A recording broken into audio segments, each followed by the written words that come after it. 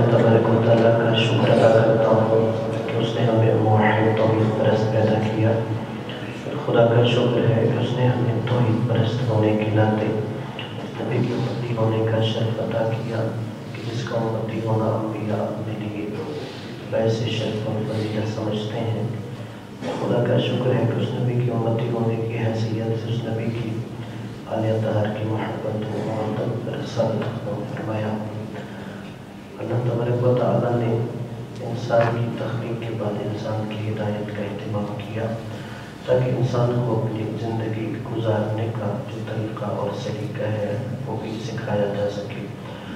اللہ نے انسان کے علاوہ ہر مخلوق کو جسے بھی پیدا کیا ہے اسے وجود عطا کرنے کے ساتھ زندگی گزارنے کا سکھایا. صلی اللہ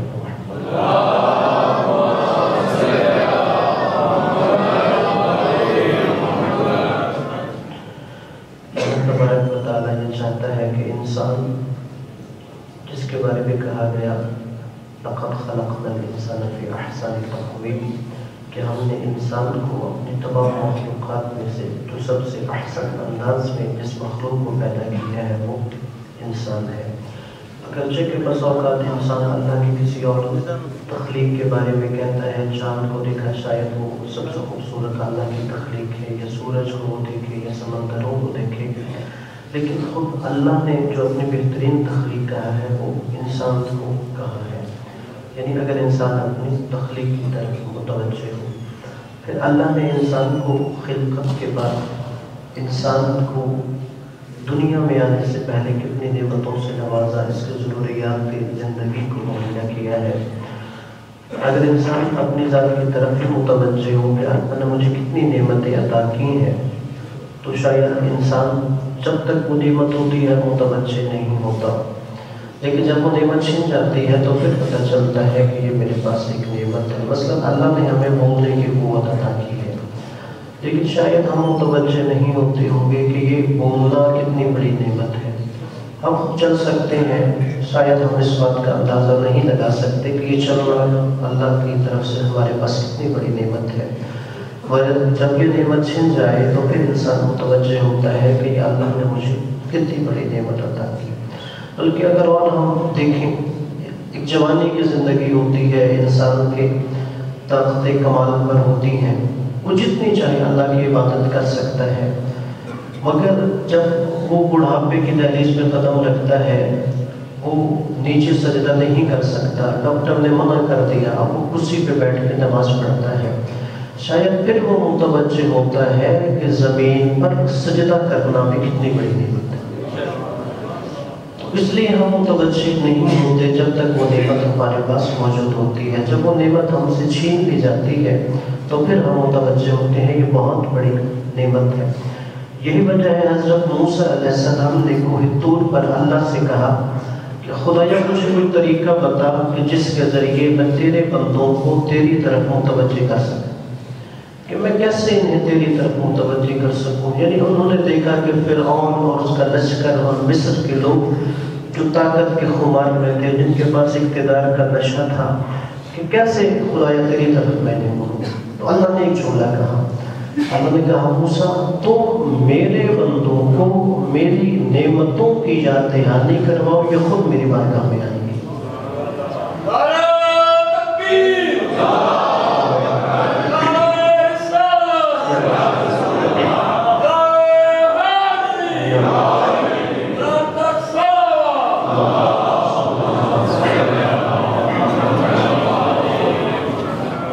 کہ موسیٰ اگر تم میرے بندوں کو میری نعمتوں کی یاد دہانی کرواؤ گے تو یہ خود اپنے محسن کی طرف لوٹ کے آتا ہے.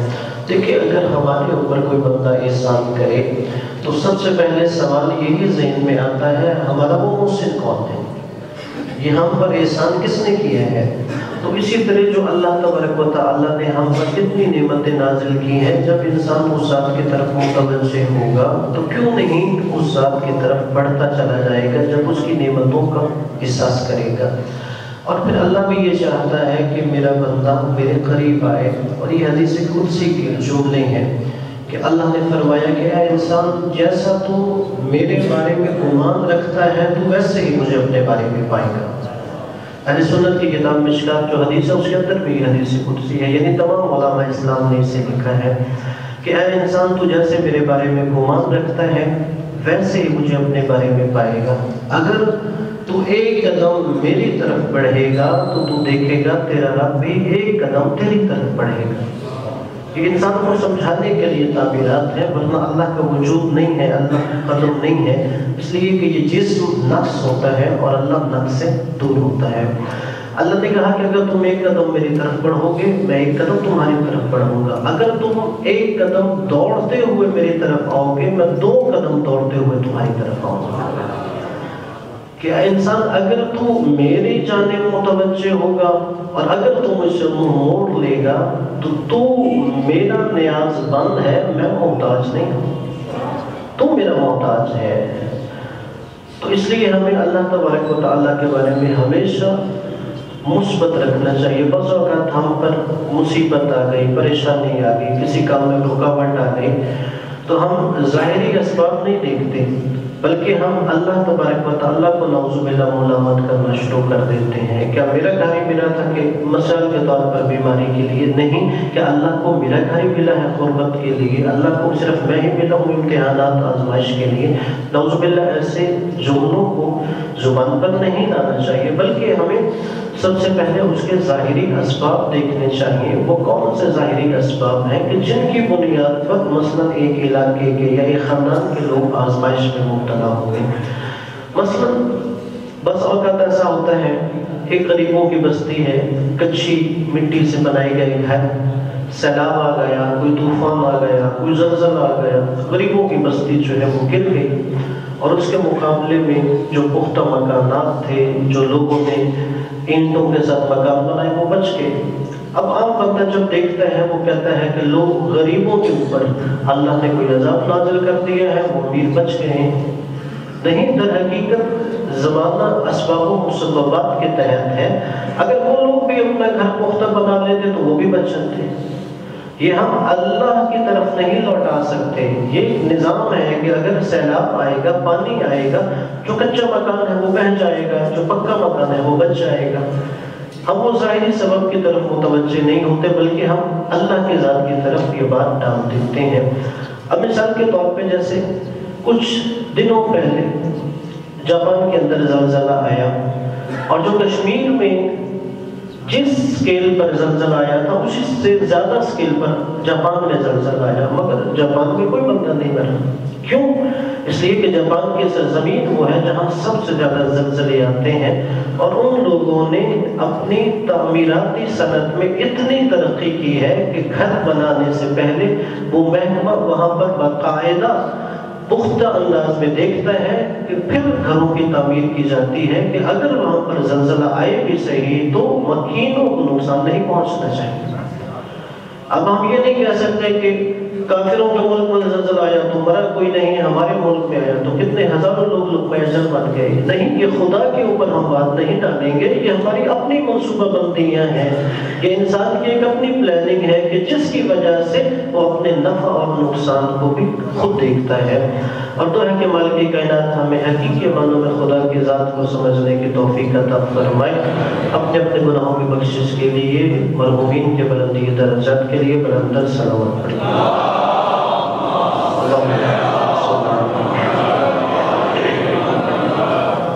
اور پھر اگر اسلامی مناسبات کے حوالے سے عرض کروں، جیسا کہ ماہ رجب المرجب کی ابتدا ہونے والی ہے، اور اگر ماہ رجب المرجب کے حوالے سے دیکھیں تو رجب، شعبان اور رمضان اللہ کے یہ مسلسل جو حرمت والے مہینے ہیں ان میں سے ایک مہینہ ہے کہ زمانہ جاہلیت میں بھی جس میں جنگ و قتال حرام ہوا کرتی تھی، اور وہ بھی اس مہینے کو عظمت کی نگاہوں سے دیکھا کرتے تھے۔ اور اس حوالے سے رسول خدا صلی اللہ علیہ وآلہ وسلم کی حدیث ہے کہ رجب اللہ کا مہینہ ہے، شعبان میرا مہینہ ہے، اور رمضان میری امت کا مہینہ ہے۔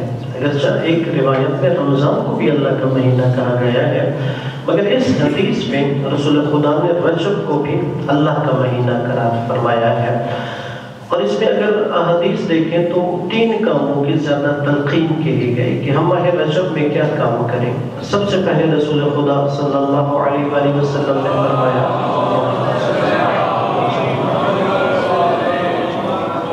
انسان روزہ رکھے، کہ انسان اس مہینے میں روزہ رکھ کے اللہ کی رحمتوں برکتوں کا مستحق ٹھہر سکتا ہے۔ اور یہاں تک کہ معصوم سے روایت ہے کہ اگر کوئی بندہ 1 روزہ رکھتا ہے تو وہ جہنم سے 1 سال کی دوری پہ چلا جاتا ہے۔ یعنی اگر ہم چاہتے ہیں کہ اپنے آپ کو جہنم سے محفوظ رکھیں تو اس کے لیے بہترین عمل جو معصوم نے بتایا وہ اس مہینے میں روزہ رکھنا ہے۔ اور پھر امام صادق علیہ السلام کے پاس ایک بندہ آیا،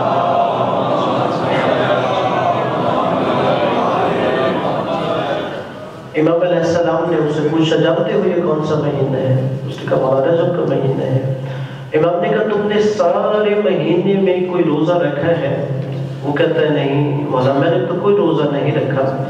تو امام علیہ السلام نے فرمایا تم رجب کے مہینے میں اتنی بڑی عبادت سے محروم رہے ہو۔ تو وہ کہتا ہے امام ابھی رجب کا مہینہ ختم نہیں ہوا، کیا میں ابھی بھی روزہ رکھ کر وہ ثواب حاصل کر سکتا ہوں؟ امام علیہ السلام نے فرمایا ہاں ابھی ماہ رجب کے کچھ دن باقی ہیں، تم ابھی بھی روزہ رکھ کے وہ ثواب کما سکتے ہو۔ پھر امام نے کسی حدیث میں اس شخص کو کہا کہ اگر تم 1 ماہ رجب کا روزہ رکھو گے تو اللہ تعالیٰ تمہیں اس 1 روزے کی وجہ سے جو موت کے وقت کی سختیاں ہوتی ہیں اور جو قبر میں سختیاں ہوتی ہیں اللہ تمہیں اسے بچا دے گا۔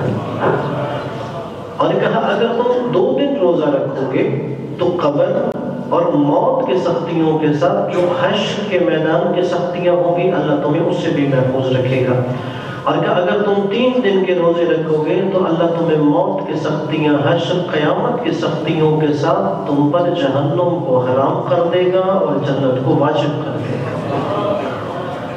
اس لیے ہمیں سب سے پہلے اس عمل کی طرف متوجہ ہونا چاہیے۔ اگرچہ کہ سردی کے دن ہے، بس اوقات انسان یہ بھی سوچتا ہے چلو دن چھوٹے ہیں روزہ رکھ لیتا ہوں کون سا مشکل ہے، لیکن ہمیں شیطان کے ایسے وسوسوں سے بھی بچنا چاہیے۔ نہیں، ہمارے ذہن میں خالصتاً قربتاً الی اللہ ہونا چاہیے کہ نہیں دن چھوٹے ہوتے یا بڑے ہوتے، جب میں نے ماہ رجب کے روزے کا ثواب حاصل کرنا تھا اگر گرمیاں ہوتی پھر بھی میں رکھتا تھا۔ ہمارے اندر شیطانی وسوسہ نہیں آنا چاہیے۔ اور پھر جو دوسرا عمل ہے وہ امام علیہ السلام نے فرمایا کہ ماہ رجب میں اللہ سے زیادہ استغفار طلب کرو، کہ اللہ سے اپنے گناہوں کی مغفرت طلب کرو۔ اس حوالے سے مشہور روایت ہے، میں پہلے بھی بیان کر چکا ہوں مگر اسے دوبارہ یاد دہانی کے لیے بیان کرتا ہوں کہ استغفار ہم سمجھتے ہیں صرف میں نے گناہوں کو بخشوانے کے لیے استغفار کرنی ہے، نہیں، ہماری معنوی تمام مشکلات کا حل اس استغفار کے اندر ہے۔ مشہور روایت ہے، جناب ابن عباس کہتے ہیں ایک بندہ امیر المومنین حضرت علی علیہ السلام کے پاس آتا ہے،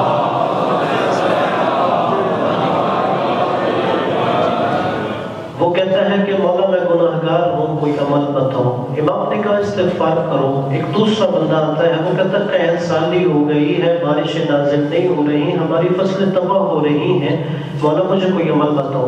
امام نے اسے کہا استغفار کرو۔ وہ بندہ چلا گیا، ایک تیسرا بندہ آیا، وہ کہتا ہے مولا پہلے میں مالدار تھا، اب عجیب غربت آ گئی ہے، مجھے کوئی عمل بتائیے کہ پھر سے مالدار ہو جاؤں۔ امیر المومنین نے اسے کہا استغفار کرو۔ وہ بندہ اٹھ کے چلا گیا، ایک اور بندہ آیا، وہ کہتا مولا میں صاحب اولاد نہیں ہوں، بے اولاد ہوں، مجھے کوئی عمل بتائیے کہ اللہ مجھے اولاد عطا فرمائے۔ امام نے اسے کہا تم استغفار کرو۔ اتنے میں ایک اور بندہ آیا، امیر المومنین سے کہتا ہے کہ مولا ہم نے ایک اپنے شہر والوں نے نہر نکالی تھی تاکہ اپنی باغات کو سیراب کریں، اب وہ باغ خشک ہو گیا ہے، نہر خشک ہو گئی ہے، تو ہمیں کوئی عمل بتائیے تاکہ پھر سے ہمارے باغات آباد ہو جائے، نہر جاری ہو جائے۔ امام نے کہا تم بھی استغفار کرو۔ اب وہ بندہ جب اٹھ کے گیا تو پاس جو امام کے صحاب تھے انہوں نے کہا کہ ہر بندہ جو بھی آ کے اپنا مسئلہ بتاتا ہے آپ اسے ایک ہی عمل کہہ دیتے ہیں استغفار کرو۔ امام علیہ السلام نے فرمایا یہ جو میں ہر ایک کو ایک ہی عمل بتا رہا ہوں یہ میری کوئی ذاتی رائے نہیں ہے۔ سورہ نوح کے اندر اللہ نے فرمایا استغفروا ربکم انہ کان غفارا، اپنے رب سے استغفار کرو وہ بہت زیادہ بخشنے والا ہے۔ یرسل السماء علیکم مدرارا، اگر تم استغفار کرو گے تو آسمان سے موسلادھار بارش تم پر نازل کرے گی۔ یمددکم باموال وبنین، اور اللہ تبارک و تعالی تمہارے مال کو بھی بڑھا دے گا، تمہاری اولاد کو بھی بکثرت عطا کرے گا، اور تمہاری نہروں کو بھی جاری کر دے گا۔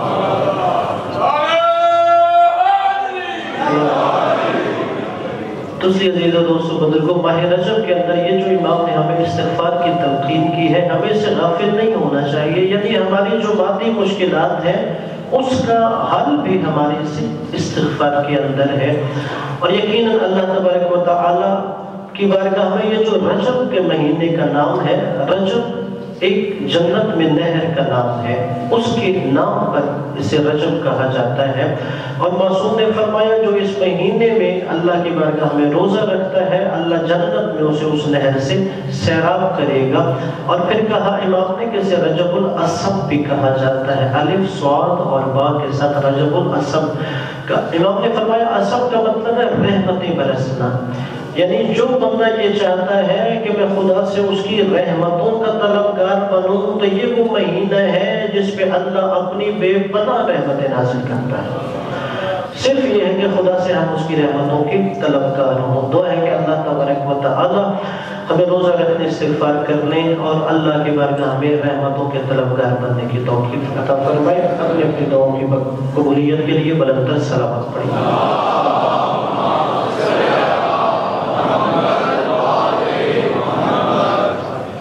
اور آخر میں یہی عرض کروں گا کہ پاکستان کے ایک عظیم عالم دین مفسر قرآن علامہ شیخ محسن نجفی صاحب جن کی 2 روز پہلے رحلت ہو گئی ہے، دعا ہے کہ اللہ تبارک و تعالیٰ ان کے درجات عالی سے متعالی فرمائے۔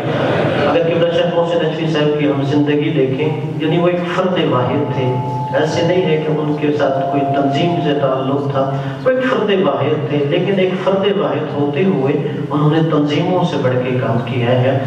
علامہ شیخ محسن نجفی صاحب نے سب سے پہلے اسلام آباد میں ایک مدرسے کی بنیاد رکھی، مدرسہ اہل البیت کے نام سے۔ عام طور پر یہ ہوتا ہے کہ اگر کوئی مولانا صاحب ایک مدرسہ بنا لیں تو وہ سمجھتا ہے کہ میری زندگی کا نچوڑ بس ایک مدرسہ ہے، بس یہاں پر ساری زندگی بیٹھے رہیں گے۔ مگر علامہ شیخ محسن نجفی صاحب نے مدرسہ اہل بیت جیسا جو اسلام آباد میں ایک مرکزی مدرسہ تھا، اس کے ہوتے ہوئے الکوثر یونیورسٹی بنائی۔ اور پھر جامعۃ الکوثر ایک بہت بڑا نام ہے شیعہ تاریخ میں مدارس میں کہ انہوں نے جامعۃ الکوثر بنائی۔ پھر وہاں پر بھی وہ رک نہیں گئے کہ میرے پاس تو اسلام آباد میں اتنی بڑی یونیورسٹی ہو گئی۔ جب انہوں نے دیکھا کہ اب زمانے کا تقاضا یہ ہے کہ ہمیں میڈیا کی دنیا میں کام کرنا چاہیے، تو پاکستان میں پہلا اور ابھی تک بھی صرف وہ ایک ہی شیعہ چینل جو سیٹلائٹ پر موجود ہے، انہوں نے ہادی ٹی وی کے نام سے شیعہ چینل لانچ کیا۔ اور پھر اس کے بعد انہوں نے جامعۃ الکوثر کے بعد بھی یہ نہیں کہا کہ میرے پاس ابھی اتنا بڑا مدرسہ یونیورسٹی ہو گئی، بلکہ ابھی وہ ایک اور انٹرنیشنل یونیورسٹی کے پروجیکٹ پہ کام کر رہے تھے، اور ابھی تک انہوں نے اسے اناؤنس نہیں کیا تھا۔ وہ چاہتے تھے کہ میں سارے اس کے ضوابط جو ہے مکمل ہو جائے تو میں ایک ہی دفعہ اپنے قوم کو خوشخبری سناؤں کہ ہم نے ایک بین الاقوامی یونیورسٹی بنائی ہے۔ پھر اس کے بعد انہوں نے قرآن کے حوالے سے جو کام کیا، انہوں نے پہلے ترجمہ قرآن القرآن المبین کے نام سے ترجمہ کیا، اور پھر قرآن مجید کی 10 جلدوں میں الکوثر کے نام سے تفسیر قرآن شائع کی۔ یقیناً ان کے لیے بہت بڑا صدقہ جاریہ ہے جس سے ان کی قبر ہمیشہ روشن رہے گی۔ اور پھر انہوں نے یہ جب محسوس کیا کہ اگر آپ مختلف پلے سٹور پہ چلے جائیں یا اگر اپلیکیشن دیکھیں تو اردو ترجمے میں قرآن آپ کو نہیں ملتا تھا، شیعہ قرآن، یعنی شیعہ ترجمہ نہیں۔ اگر آپ پلے سٹور پہ جا کے کوئی اردو قرآن ترجمہ حاصل کرنا چاہتے تھے اور مسائل کی موجود تھی، تو انہوں نے پھر اپنے آئی ٹی کے جو ماہرین کی ٹیم تھی انہیں کہا کہ تم ایسی اپلیکیشن تیار کرو جس کے اندر شیعہ ترجمہ قرآن بھی موجود ہو اور اردو زبان میں شیعہ تفسیر بھی موجود ہونی چاہیے۔ پھر انہوں نے 2 اپلیکیشن بنوائی. پھر اس کے بعد انہوں نے جب دیکھا کہ ہمارے ممبر کی حالت یہ ہے کہ ہر بندہ کہتا ہے کہ وہاں پر غیر ذمہ دارانہ گفتگو ہو رہی ہے یا غیر ذمہ دارانہ افراد آ رہے ہیں. دیکھیے تنقید کرنا آسان ہے اور ہم میں سے ہر وقت تنقید کر رہا ہوتا ہے، مگر قبلہ شیخ محسن نجفی صاحب نے کہا میں ایسے افراد تیار کروں گا جو میدان عمل میں آ کر حقیقی اسلام کا پرچار کریں گے. اور اب بھی اگر جنوبی پنجاب میں دیکھا جائے تو وہاں پر جو زیادہ علماء ماہ محرم سفر میں ممبر پر خدمات سر انجام دیتے ہیں وہ قبلہ شیخ محسن نجفی صاحب کے شاگردان اور جامعۃ الکوثر کے طلاب ہوتے ہیں. اور پھر اس مسئلے کا انہوں نے ایک حل یہ نکالا. ماہ محرم سے پہلے وہ پورے پاکستان سے 25-30 جو ان کی نظر میں ایسے خطبہ کہ جن کا عوام میں ایک اثر ہے ان کی ایک میٹنگ بلوایا کرتے تھے اور ان سے آراء لیا کرتے تھے اور پھر اس کے بعد تجاویز دیا کرتے تھے کیسے ممبر کا مثبت استعمال کرنا ہے. اس میں وہاں ایک چیز یہ تھی کہ ممبر پہ آنے والوں کو اگر ہم کہتے ہیں کہ ان کے پاس معیاری مواد نہیں ہے تو یہ ہماری ذمہ داری ہے ہم انہیں ایسا مٹیریل مہیا کریں جس میں مستند فضائل ہو، مستند مسائل ہو اور ایک پیغام ہو. تو اس کے لیے پھر انہوں نے ایک ویب سائٹ بنوائی جس کا نام رسالات.com ہے، یعنی رسالات.com. اس میں یہ ہے کہ مثلا اب اگر امام باقر علیہ السلام کی ولادت آ گئی تو امام علیہ السلام کے علمی کارنامے، امام علیہ السلام کے فضائل، امام علیہ السلام کی شہادت اور امام علیہ السلام نے جو بھی جہاد کیا ہے وہ تمام میٹر وہاں پر مہیا کر دیتے تھے کہ جو بھی ذاکر، جو بھی عالم، جو بھی خطیب استفادہ کرنا چاہتا ہے ہم اسے میٹر مہیا کرتے ہیں. یقیناً اگر ان کی علمی کاوشوں کو دیکھا جائے تو دنیاوی تعلیم پر انہوں نے اسوہ اسکول سسٹم بنایا جس کے تحت انہوں نے 12 انٹرمیڈیٹ کالجز بنائے، انہوں نے 22 مڈل سکول بنائے، 28 سیکنڈری سکولز بنائے اور انہوں نے 2 میڈیکل کالجز بنائے. اسی طرح 4 ٹیکنیکل کالجز بنائے، 3 انہوں نے ہسپتال بنائے. اور یہاں تک کہ اگر ان کی جو نادار افراد کی انہوں نے مدد کی ہے حسینی فاؤنڈیشن کے تحت 5000 افراد کی انہوں نے شادی کا اہتمام کیا ہے. اور اکثر لوگ ان کی زندگی میں نہیں جانتے تھے کہ شیخ محسن نجفی صاحب کس قدر کام کر رہے ہیں، اس لیے کہ جو علماء ربانی ہیں ان کے عمل کا طریقہ یہ ہوتا ہے وہ چاہتے ہیں کہ ہم عمل یہاں پر کریں اور اپنا اجر وہاں سے اخذ کریں. یہ نہیں ہے کہ ہم عمل کریں اور پورے علاقے میں ڈھنڈورا پیٹتے رہیں تاکہ ہمارا عمل دنیا میں بھی ضائع ہو جائے، آخرت میں بھی ضائع ہو جائے. اور پھر جو سب سے بڑا ان کا کارنامہ ہے کوئی بھی ایسی مسجد اور امام بارگاہ جگہ آپ کے پاس موجود ہوتی تھی، مثلا ہم مسجد نہیں بنوا سکتے تھے، اگر وہ قبلہ شیخ محسن نجفی صاحب کے پاس چلا جاتا تھا تو قبلہ شیخ محسن نجفی صاحب خود وہ مسجد بنوایا کرتے تھے. اور اس سے بڑا یہ ہے وہ یہ بھی نہیں کہتے تھے مسجد بنواؤں گا تو تختی بھی میری لگنی چاہیے. اور اس سے بڑا آپ یہاں پر جس مسجد امام حسن میں نماز جمعہ پڑھنے کے لیے جمع ہے یہ مسجد بھی علامہ شیخ محسن نجفی صاحب نے بنوائی